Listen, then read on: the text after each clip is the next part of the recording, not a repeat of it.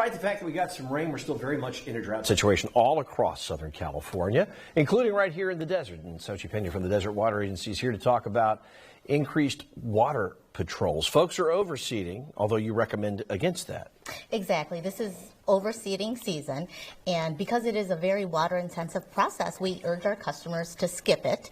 But yes, there will be folks who will want to overseed, but we are increasing water waste patrols to make sure that people aren't violating current water restrictions. And one of those restrictions is no watering during daylight hours, correct? Exactly. If they want to water their lawn, they can do it before sunrise and after sunset.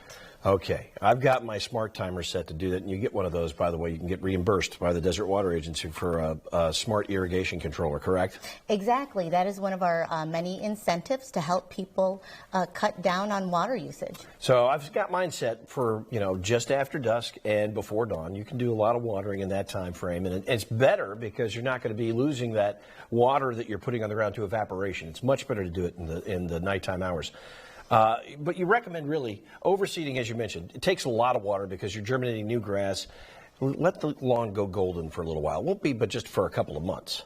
Exactly. And we're happy to see that some HOAs are deciding to skip the overseeding process. And, we applaud their water saving efforts. And we'd love to hear from other HOAs that are deciding to do the same thing. All right. With the increased water patrols, you're looking for things like people watering during the day, perhaps sprinklers that are overspraying onto the sidewalk, onto the road, because you don't want that, and broken sprinkler heads, those sorts of things.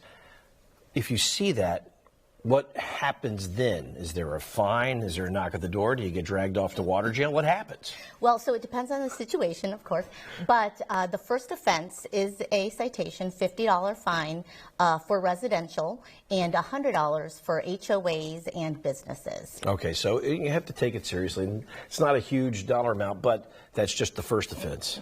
Exactly, and we do, we want to work with our customers and help them fix the problem, and in a lot of cases, they can repair it if it's a broken sprinkler head or pipe, and if they are able to fix it and show us proof of repair, oftentimes we'll forgive the ticket. We were just looking at a good example of overspray. A lot of water going onto the sidewalk and the road, and that's very wasteful. When you set up your irrigation, you get those directional spray heads. You can put all of the water where it needs to go, on your grass, on your plants. Keep it off the driveway, keep it off the sidewalk.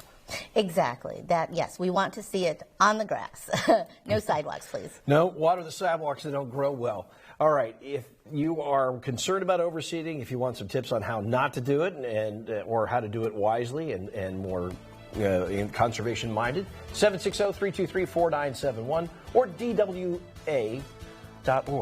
Xochitl, always a pleasure. Thanks. You. All right, we'll be right back after the break with more here on News Channel 3 at noon.